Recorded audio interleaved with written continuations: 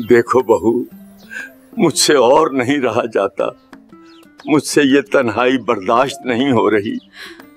नहीं ससुर जी, मैं ऐसा नहीं कर सकती। ये गुनाह है और आपके बेटे के साथ ये धोखा होगा। मेरे बेटे को तुम्हारी कोई परवाह नहीं है। वो दुबई में छुप कर बैठा है और तुम्हारी जवानी जाया हो रही है। आप क्या चाहते हैं कि मैं आपकी माशूका बन के रहूं? नहीं, मैं चाहता हूं तुम मेरी बीवी बन के रहो। मैं भी अकेला हूं और तुम भी। अगर ये बात आपके बेटे को पता चल गई फिर क्या होगा? बेफिक्र हो जाओ मेरी जान, मैं उसका बाप हूं, वो मेरा नहीं। 1 घंटे के बाद। सासर जी, सच पूछे तो आज मजा ही आ गया। सोचा नहीं था आपने भी इतना दम है।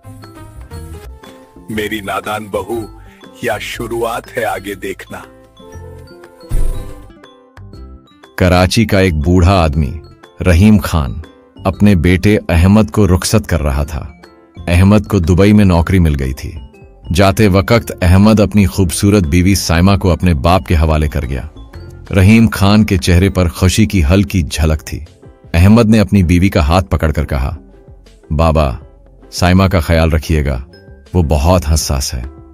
रहीम खान ने आगे बढ़कर कहा, बेटा बेफिक्र रहो, साइमा को मैं अपनी बेटी की तरह चाहूंगा। अहमद ने साइमा को गले लगाया और गाड़ी में बैठकर एयरपोर्ट के लिए रवाना हो गया। अगले दिन जब साइमा अपने ससुर को चाय दे रही थी, रहीम खान ने कहा, बहू जरा इधर आओ, मेरे पास बैठो, मुझे तुमसे कुछ कहना है।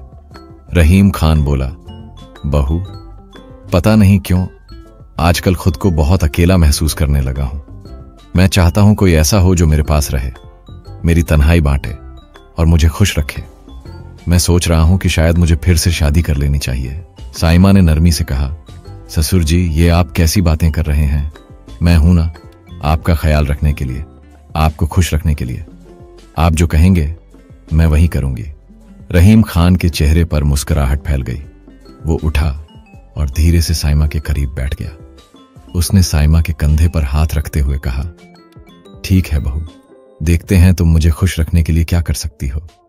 साइमा ने हल्की मुस्कुराहट के साथ कहा, ससुर जी, इतनी जल्दी भी क्या है, अब तो हम दोनों ही इस घर में अकेले हैं।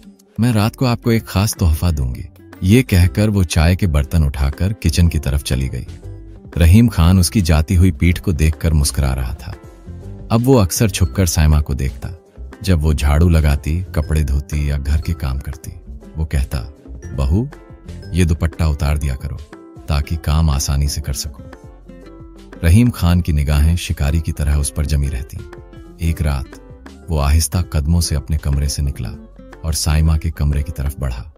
साइमा आईने के सामने खड़ी अपने बाल संवार रही थी। उसका दुपट्टा धीरे से कंधे से सरक गया था। अचानक कदमों की आहट सुनकर साइमा चौंक गई। वो घबराकर मुड़ी और बोली, ससुर जी, क्या हुआ? आपको किसी चीज की जरूरत है क्या? रहीम खान धीरे धीरे आगे बढ़ा, मगर अचानक उसका पांव फिसल गया, या शायद उसने जानबूझकर गिरने का बहाना किया। वो सीधे साइमा की बाहों में आ गिरा और दोनों बिस्तर पर गिर पड़े। साइमा का दिल जोर जोर से धड़कने लगा। वो घबराहट में फौरन उठी, अपना दुपट्टा संभाला और हांपती हुई बोली, ससुर जी, ये क्या था? रहीम खान ने फौरन नरमी से कहा, माफ करना बहू, मेरा पांव फिसल गया था। दरअसल मैं तो बस अपनी दवाई पूछने आया था कि वो कहाँ रखी है। मगर उसकी आंखों में वही रहस्यमयी चमक अब भी मौजूद थी। साइमा के दिल में एक तूफान सा उठ रहा था। उसने जल्दी से कहा, ससुर जी, आप अपने कमरे में जाइए, मैं दवाई लेकर आती हूं। और वो तेजी से कमरे से बाहर निकल गई। शाम को जब साइमा अपने शौहर अहमद से वीडियो कॉल पर बात कर रही थी, तो उसकी आवाज में वही पुराना प्यार, वही नरमी थी। वो अहमद को अपनी बातों से हंसाती, कभी नए कपड़े पहनकर दिखाती, कभी अपनी वीडियो बनाकर अहमद को भेजती। वो हंसते हुए अहमद को चूमती और दिल की बातें करती रही। मगर उसे क्या खबर थी कि रहीम खान खिड़की के पीछे छुपकर ये सब देख रहा था। उसकी आंखों में हवस की आग भड़क उठी थी और चेहरा गुस्से और जलन से लाल हो गया था। वो खामोशी से वहां से हट गया, मगर उसके दिल में अब कुछ और ही चल रहा था। अगले दिन जब साइमा अपने कमरे में मोबाइल में मसरूफ थी, अचानक बाहर से एक औरत की हंसी की आवाज आई। वो हैरान हुई और फौरन बाहर निकली। सामने रहीम खान एक औरत के साथ हंस हंस कर बातें कर रहा था। साइमा ने हैरत और गुस्से से पूछा, ससुर जी, ये औरत कौन है? रहीम खान ने इत्मीनान से जवाब दिया, बहू, मैंने तुमसे कहा था ना कि मैं दूसरी शादी करना चाहता हूं। ये खातून रिश्ते करवाती हैं। मैंने इनसे कहा है कि मेरे लिए कोई अच्छी खूबसूरत बीवी ढूंढे। उसकी आवाज में एक अजीब सा गुरूर और सुकून था। ये सब एक चालाकी थी, जैसे रहीम खान जानबूझकर साइमा को तंग कर रहा हो। साइमा के दिल में गुस्से की लहर उठी। उसका चेहरा लाल हो गया, मगर वो कुछ कहे बिना पलटकर अपने कमरे में चली गई। साइमा के दिल में एक तूफान मचा हुआ था। वो नहीं चाहती थी कि रहीम खान दूसरी शादी करे, क्योंकि उसके जहन में रहीम खान की बेहिसाब जायदाद और दौलत का ख्याल घूम रहा था। अगर रहीम खान ने शादी कर ली तो सारी दौलत उसकी नई बीवी के नाम हो जाएगी और साइमा के हाथ खाली रह जाएंगे। यही डर उसे रात के सन्नाटे में रहीम खान के कमरे तक ले आया। वो हाथ में दूध का गिलास लिए दरवाजा खटखटाने लगी। रहीम खान बिस्तर पर लेटा हुआ था। उसके हाथ में एक पुराना खत और कुछ तस्वीरें थीं, जिन्हें वो गहरी सोच में डूब कर देख रहा था। दरवाजे की आहट सुनकर उसने फौरन वो खत और तस्वीरें तकिए के नीचे छुपा दी। साइमा धीरे से अंदर आई। उसकी आवाज में एक अजीब सी नरमी थी। ससुर जी, आप थक गए होंगे, क्या मैं आपका सर दबा दूं? रहीम खान ने चुपचाप सर हिलाया। साइमा ने जानबूझकर अपना दुपट्टा जमीन पर गिरा दिया और सर दबाते हुए धीरे से अपना सर रहीम खान के सीने पर रख दिया। रहीम खान के जिस्म में हल्की सी लर्जिश दौड़ गई। वो घबराकर बोला, बहू, ये क्या कर रही हो? साइमा ने अपनी आवाज में मधुर चालाकी भरते हुए कहा, ससुर जी, मैं तो आपका दिल बहला रही हूं, आपको खुश कर रही हूं। आप फिक्र मत करें, मेरे होते हुए आपको दूसरी शादी की जरूरत नहीं पड़ेगी। रहीम खान की आंखों में एक अजीब सी चमक उभर आई। उसने साइमा को अपनी बाहों में भर लिया और धीमी आवाज में बोला, बहू, अगर तुम मेरी ख्वाहिशें पूरी करती रहो तो मैं तुम्हें सब कुछ दूंगा, मेरी दौलत, मेरी जायदाद। रहीम खान आहिस्ता से उठा। उसके कदम सन्नाटे में हल्की सी आहट पैदा कर रहे थे। वह सीधा साइमा के कमरे में गया और वहां की तलाशी लेने लगा। उसकी नजरें तेजी से हर कोने में घूम रही थीं, जैसे वो कोई गहरा राज ढूंढ रहा हो। आखिरकार उसकी नजर अलमारी के ऊपर पड़ी, जहां एक फूलों वाला छोटा सा गुलदान रखा था। रहीम खान ने उसे उठाया, हाथ में घुमाया और उसके चेहरे पर एक डरावनी रहस्यमयी मुस्कान फैल गई। वो चुपचाप वापस अपने कमरे में गया और बिस्तर पर लेट गया, जैसे उसे कोई बड़ा रहस्य मिल गया हो। दिन भर सायमा अपनी अदाओं से रहीम खान को रिझाने की कोशिश करती रही। कभी वो उसका हाथ पकड़कर अपनी तरफ खींच लेती, कभी उसकी गोद में बैठ जाती और कभी उसकी गर्दन में अपनी बाहें डालकर मुस्कुराते हुए बात करती। मगर अब रहीम खान कुछ झिझकने लगा था। उसकी नजरें सायमा से मिलती, लेकिन वो तुरंत पलट जाता, जैसे उसके मन में कोई नया मंसूबा पल रहा हो। सायमा उसकी इस ठंडी बेरुखी से उलझने लगी, मगर उसने अपनी चालाकी जारी रखी। अगली रात अचानक सायमा के कमरे से दर्द भरी रुलाई की आवाजें आने लगीं। वो आवाजें ऐसी थीं कि दिल चीर दें। रहीम खान, जो अपने कमरे में बेचैनी से टहल रहा था, यह आवाज सुनते ही भागता हुआ सायमा के कमरे की तरफ लपका। उसने दरवाजा खोला और घबराई हुई आवाज में बोला, बहू, क्या हुआ? क्यों रो रही हो? सब खैरियत तो है? उसकी आवाज में सच्ची चिंता थी, जैसे वो जानता हो कि यह रुलाई किसी मामूली बात की नहीं। सायमा बिस्तर पर बैठी थी, चेहरा आंसुओं से भीगा हुआ। उसकी सिसकियां और तेज हो गईं, जैसे उसका दिल टूट गया हो। वो हिचकियों के बीच बोली, ससुर जी, आपने ये क्या कर दिया? मेरी तो जिंदगी बर्बाद हो गई, मैं कहीं की नहीं रही। आपने मेरी इज्जत लूट ली है। उसकी आवाज में दर्द और इल्जाम दोनों थे। रहीम खान का चेहरा पीला पड़ गया, दिल में सन्नाटा भर गया। वो धीरे से आगे बढ़ा और सायमा के पास बैठते हुए बोला, बहू, बताओ तो सही, हुआ क्या है? तुम ऐसी बातें क्यों कर रही हो? सायमा ने आंसू पोंछे, मगर रोना और तेज कर दिया। ससुर जी, सुबह से मुझे उल्टियां हो रही हैं, मैं हामिला हो गई हूं और ये सब आपकी वजह से हुआ है। आपने मेरी जिंदगी बर्बाद कर दी। अब मैं दुनिया को क्या मुंह दिखाऊंगी? रहीम खान घबरा गया। बहू, ये कैसे हो सकता है? मैंने तो कुछ भी नहीं किया, तुम गलतफहमी में हो। उसकी आवाज में सफाई थी, मगर साइमा ने उसे बीच में ही रोक दिया। लगता है ससुर जी, आपकी याददाश्त बहुत कमजोर हो गई है। रात को आपने अपने कमरे में मेरे साथ वो सब कुछ किया जो एक शौहर अपनी बीवी के साथ करता है, और अब आप मासूम बन रहे हैं। साइमा की आवाज अब रोने से बदलकर चीख में तब्दील हो गई थी, जैसे वो पूरे मोहल्ले को जगा देना चाहती हो। यह नाटक अब एक खतरनाक मोड़ पर पहुंच चुका था। रहीम खान घबरा गया। वो झटके से उठा, दरवाजे की तरफ देखा, फिर साइमा की ओर पलटा और धीमी आवाज में बोला, अच्छा बहू, ठीक है, तुम सही कह रही हो, लेकिन तुम फिक्र मत करो, मैं सब संभाल लूंगा। तुम जो कहोगी वैसा ही होगा। उसकी आवाज में अब एक अजीब सी मानने की झलक थी, जैसे वो अपने गुनाह को स्वीकार कर रहा हो। वो आगे बढ़कर साइमा के कंधे पर हाथ रखते हुए बोला, लेकिन इस राज का किसी को भी पता नहीं चलना चाहिए, वरना हम दोनों बर्बाद हो जाएंगे। साइमा ने आंसू पोंछते हुए अपना सिर रहीम खान के कंधे पर रख दिया और बोली, ठीक है ससुर जी, मुझे कभी अकेला मत छोड़ना। लेकिन अगली ही सुबह घर में ऐसा झटका लगा कि साइमा का पूरा वजूद हिल गया। रहीम खान जब घर में दाखिल हुआ तो उसके साथ एक खूबसूरत औरत थी, जिसने दुल्हन जैसा लिबास पहना हुआ था। दोनों हंस हंस कर बातें कर रहे थे। साइमा ने यह मंजर देखा तो उसका चेहरा गुस्से से लाल हो गया। वो चीखते हुए बोली, ससुर जी, ये कौन है? रहीम खान ने बड़े इत्मीनान से जवाब दिया, बहू, ये मेरी बीवी है, मैंने शादी कर ली है, आज से ये तुम्हारी सास है। साइमा हैरान रह गई, वो सोच में डूब गई। मैं तो इन्हें खुश रखने के लिए सब कुछ देने को तैयार थी, फिर इन्होंने शादी क्यों कर ली? उसकी आंखें गुस्से से लाल पीली हो गईं।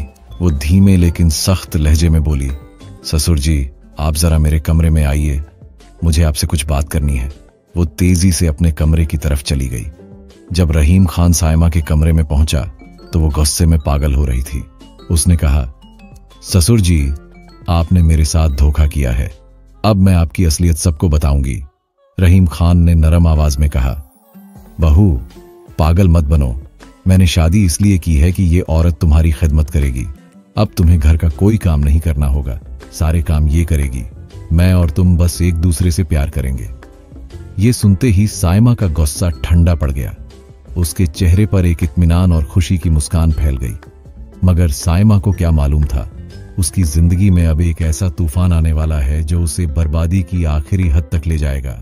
रहीम खान की नई बीवी, जो अब इस घर की नौकरानी से ज्यादा कुछ नहीं थी, साइमा के पैर दबाती, उसका सिर मलती और घर के सारे काम खामोशी से करती रहती।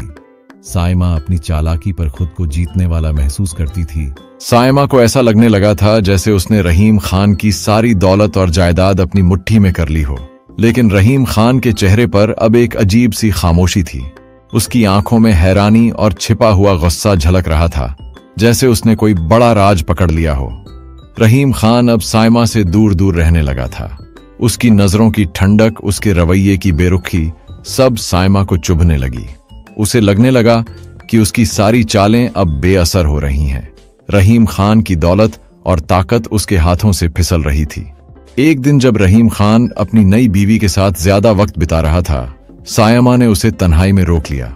उसकी आवाज में जहर घुला हुआ था। ससुर जी, ये क्या हो रहा है? आप मुझसे दूर क्यों रहते हैं? अपनी बीवी को इतना वक्त देते हैं, क्या आपको वो वादा याद नहीं जो आपने मुझसे किया था? रहीम खान ने एक पल के लिए उसकी तरफ देखा और ठंडे लहजे में कहा, साइमा, मुझे कुछ याद नहीं, जो करना है कर लो, अब मैं तुम्हारी कोई बात नहीं मानूंगा। साइमा का चेहरा गुस्से से लाल पड़ गया। वो 30 कदमों से अपने कमरे की तरफ भागी, दरवाजा जोर से बंद किया और कांपते हाथों से अपने शौहर अहमद को फोन मिलाया। उसकी आवाज सिसकियों और गुस्से से भरी हुई थी। अहमद, तुम जहां भी हो फौरन वापस आओ, मेरी जिंदगी बर्बाद हो गई है, मेरी इज्जत लुट गई है। उसकी आवाज टूट रही थी। तुम्हारे अब्बू, उन्होंने मेरे साथ वो सब किया जो नहीं करना चाहिए था। उन्होंने मुझे हामिला कर दिया। अहमद, उन्होंने तुम्हें जानबूझकर दुबई भेजा ताकि पीछे से मुझे हासिल कर सकें। अहमद के कानों में जैसे बिजली गिर पड़ी। उसकी सांसें तेज हो गईं। कांपती आवाज में उसने कहा, क्या कह रही हो साइमा? अब्बू ऐसा नहीं कर सकते, झूठ मत बोलो। साइमा ने गहरी सांस ली और ठंडी आवाज में बोली, अहमद, मैं तुम्हें सबूत भेजती हूं, खुद देख लो। उसने अपना मोबाइल उठाया और वो वीडियो खोल ली जिसमें वो रहीम खान के साथ कमरे में थी, उसके सीने पर सिर रखे लेटी हुई।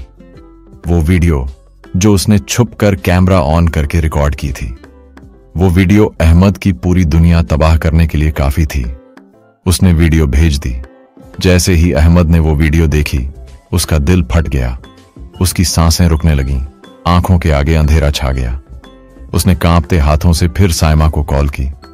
साइमा, मेरी जान, फिक्र मत करो, मैं जितनी जल्दी हो सके आ रहा हूं, बस मेरी जान, थोड़ा इंतजार कर लो। अहमद की यह बात सुनकर साइमा की आंखों में उम्मीद की एक हल्की चमक उभरी। अगली सुबह घर का माहौल बारूद के ढेर जैसा था। बस एक चिंगारी की देर थी कि सब कुछ फट पड़ता। रहीम खान, उसकी बीवी और साइमा डाइनिंग टेबल पर बैठे नाश्ता कर रहे थे। कमरा खामोशी से भरा था। रहीम खान के चेहरे पर सोच की परतें जमी थीं। अचानक घर की घंटी बजी, एक तीखी, दिल दहला देने वाली आवाज। साइमा की सांस रुक गई। रहीम खान की आंखों में अजीब सी चमक आई, जैसे वो इस पल का इंतजार कर रहा हो। घंटी दोबारा बजी। रहीम खान उठा और दरवाजा खोला। सामने अहमद खड़ा था। उसकी आंखों में गुस्से की आग और दर्द की चिंगारियां जल रही थीं। साइमा उछलकर खड़ी हुई, दौड़कर अहमद के गले लग गई, जोर जोर से रोने लगी। रहीम खान ने अपनी आवाज को नरम करते हुए कहा, बेटा, तुम यहां कैसे? खैर तो है? वापस क्यों आ गए? लेकिन इससे पहले कि वो जुमला पूरा करता, अहमद ने जैसे विस्फोट कर दिया। उसने अपने बाप का गिरेबान पकड़ लिया। आवाज गुस्से से कांप रही थी। तुम बाप नहीं, दरिंदा हो। तुमने मेरी मासूम बीवी की इज्जत लूटी, उसके साथ ज्यादती की। मैं तुम्हें जिंदा नहीं छोड़ूंगा। अहमद ने जोर से धक्का मारा। रहीम खान जमीन पर गिर पड़ा। कुछ पल बाद वो लड़खड़ाते हुए उठा, गहरी सांस ली और शांत लहजे में बोला, बेटा, मुझे जान से मार देना, लेकिन पहले मेरी बात सुन लो, फिर जो सजा देना चाहो मुझे मंजूर है। रहीम खान ने अपनी जेब से एक पुराना तह किया हुआ खत निकाला और कुछ तस्वीरें अहमद के हाथ में थमा दी। ये खत मेरे पुराने दोस्त ने भेजा था। इन तस्वीरों को देखो, तुम्हारी बीवी कोई इज्जतदार औरत नहीं है, और यही सच्चाई उसने मुझे बताई थी। अहमद की आंखें हैरानी से फैल गईं। उसने तस्वीरें देखीं। सायमा किसी अजनबी जगह पर रंगीन कपड़ों में हंसती मुस्कुराती है, जैसे वो अपने धंधे की रानी हो। अहमद का दिमाग घूम गया। अब्बू, ये क्या है? उसकी आवाज कांप रही थी। रहीम खान ने गहरी सांस लेकर कहा, बेटा बताओ, जब तुम दुबई में थे, सायमा ने तुम्हें कितनी बार कॉल की, कितनी बार वीडियो भेजी? अहमद ने कुछ सोचकर कहा, अब्बू, उसने बस एक आध बार कॉल की थी, वीडियो नहीं, कोई वीडियो नहीं भेजी। रहीम खान के होंठों पर एक ठंडी मुस्कुराहट आई। ठीक है बेटा, अब एक और खौफनाक राज देखो। वो उठा, अपने कमरे में गया और कुछ देर बाद हाथ में एक खूबसूरत फूलों वाला गिलास जैसा गमला, गुलदान लेकर लौटा। आया? ये गुलदाना नहीं बेटा, इसमें कैमरा छुपा था जो मैंने साइमा के कमरे में लगवाया था। रहीम खान ने उठकर फोन निकाला और एक वीडियो चलाई। अहमद की नजरें स्क्रीन पर जम गईं। वीडियो में साइमा का कमरा था, रात का सन्नाटा, खिड़की से मंद रोशनी आ रही थी। अचानक एक नौजवान लड़का चुपके से अंदर घुसा। साइमा ने उसे देखते ही अपनी बाहों में भर लिया, फिर दोनों बिस्तर पर लेट गए। अहमद की सांस थम सी गई। वीडियो में वो नजारा बार बार दिख रहा था। साइमा और वह लड़का एक दूसरे में गुम, दुपट्टा हवा में उछल रहा था। बेगुनाही पर छुरा तुलने वाली ऐसी तस्वीरें जो अहमद के दिल को चीर रही थीं। रहीम खान ने ठंडी आवाज में कहा, बेटा, ये साइमा सारा दिन, सारा रात्रि उसी आशिक से बात करती थी, उसे प्यार भरे संदेश भेजती, नए कपड़े बदलकर गंदी वीडियो बनाती और उसे भेजती और दिखावा करती थी कि वो तुम्हें ही बात कर रही है। फिर उसने कहा, मैंने जानबूझकर इस बेइज्जत औरत के साथ एक झूठा रिश्ता बनाया ताकि उसकी सच्चाई पता चल सके। अगर ये इज्जतदार होती तो मेरे पास नहीं आती, मेरे कमरे में नहीं आती, मेरे साथ नहीं सोती, मगर दौलत की लालच ने उसे अंधा कर दिया। उसने एक और चौंकाने वाला राज खोला, और जो मेरी बीवी है वो कोई आम बीवी नहीं है, बल्कि एक लेडी डॉक्टर है। जब साइमा ने मुझ पर यह इल्जाम लगाया कि मैंने उससे हामिला किया, तो मैंने उस डॉक्टर को अपनी झूठी बीवी बनाकर घर लाया। उसने साइमा का इम्तिहान किया और साबित किया कि यह सब झूठ था। साइमा ने मुझे ब्लैकमेल करने के लिए यह ड्रामा रचा था ताकि वो मेरी जायदाद छीन सके। अहमद की आंखों में आंसू थे, पर चेहरा गुस्से से लाल था। वह उठा, पीछे मुड़ा और जोरदार थप्पड़ मारकर साइमा को जमीन पर गिरा दिया। उसकी आवाज घर की दीवारों में गूंजी, गंदी, बेहया, तुमने मुझे धोखा दिया। मैंने तुम्हें कितना प्यार किया, तुम्हें खुश रखने के लिए दुबई गया और तुमने मेरे साथ ये किया। साइमा का जी मुंह को पाकर रह गया, आंखें फटी की फटी रह गईं, जैसे उसका सारा तमाशा धराशायी हो गया हो। अहमद चिल्लाते हुए बोला, अब्बू, तुरंत पुलिस बुलाइए और इस औरत को हवाले कर दीजिए। मैं उसकी शक्ल नहीं देखना चाहता। रहीम खान ने कड़क स्वर में कहा, बेटा, नहीं, ऐसा नहीं होगा। पुलिस को बुलाओगे तो पूरा घर और मोहल्ला बदनाम हो जाएगा। हमें शोहरत नहीं चाहिए। सजा के लिए यही ठीक है कि वो अपने कोठे पर वापस जाए, इसी जिंदगी में।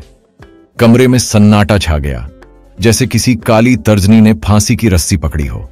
अहमद की आंखों में बदला था। रहीम खान की सर्द मुस्कान में संतुष्टि थी और साइमा बस निस्तब्ध खड़ी थी, टूट चुकी, बर्बाद। जुल्म और रुसवाई की जिंदगी जियो, भागो मेरे घर से, जाओ और अपने उस आशिक के पास रहो, उसी कोठे पर अपना धंधा करो। मैंने तुम्हें इज्जत दी, घर दिया, ये मेरी गलती थी। साइमा जमीन पर बैठ गई और अहमद के पांव पकड़ ली। अहमद, ऐसा मत करो, मुझे माफ कर दो, मैं तुम्हारी बीवी हूं। अहमद ने कठोर आवाज में 3 बार कहा, मैं तुम्हें तलाक देता हूं, तलाक देता हूं, तलाक देता हूं, और साइमा को धक्का देकर घर से बाहर निकाल दिया। दरवाजा जोर से बंद कर दिया। फिर अहमद ने अपने पिता रहीम खान को गले लगाया। आंखों में आंसू थे। अब्बू, मुझे माफ कर दें, मुझे सच्चाई का पता नहीं था। रहीम खान ने रोते हुए कहा, बेटा, कोई बात नहीं, यह एक बड़ा धोखा था, लेकिन शुक्र है कि समय रहते हमारी आंखें खुल गईं। मैंने तुम्हें दुबई इसलिए भेजा क्योंकि तुम उस औरत की झूठी मोहब्बत में पागल हो चुके थे। तुम्हारे यहां होने पर यह सच कभी सामने नहीं आ सकता था। यह धोखा, यह झूठ शायद हमें भुलाने में समय लगेगा। अंत में call to action, video channel. अगर आपको हमारी आज की कहानी पसंद आई तो चैनल को सब्सक्राइब करें और वीडियो को लाइक और शेयर करना न भूलें। आपका साथ हमारे लिए बहुत मायने रखता है।